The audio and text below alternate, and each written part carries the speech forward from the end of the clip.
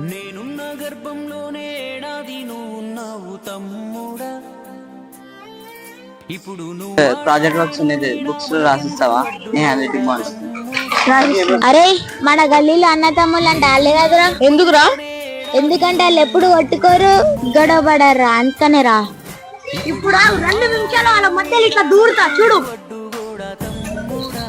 అరే నీకు ఒకటి చెప్తా, మంచి విను. మీ అన్న నీ గురించి ఇంత చీపు చేస్తుండు, నువ్వేమో వానికి ప్రాజెక్ట్ రాస్తున్నావు. వదిలేసేరా, ఏం ప్రాజెక్ట్ అది వదిలేసాయి.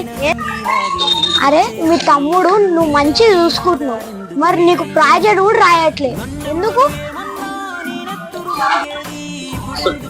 వాడు ఇప్పుడే రాస్తాడు రా, మంచిగా సరే అన్నాడు. అవునా? నాకు ఇప్పుడు ఎట్లా చేసింది తెలుసా, మా అన్నకి ఏం రాయ అని చెప్తుండు. ఏమో తెలియదురా, నాకైతే మంచిగానే అంటున్నాడు. నేను మంచిగా తెలుసు. అవును తెలుసు, ఏం చేద్దాం. నువ్వేంది నన్ను చీప్ చేస్తున్నావు అంట? నువ్వేం సుశాంత్ గారి దగ్గర నన్ను చెప్పేస్తున్నావంట. తెలియక 20 ఏళ్ళు ఇప్పుడు ఈ గోలు గొడవలతోనే ఇంకెన్నాళ్ళు. అరే సుశాంత్, ఎట్లయినా సరే వాళ్ళ అన్న తమ్ముడిని నిలబెట్టావు కదరా. తాత ముత్తాతల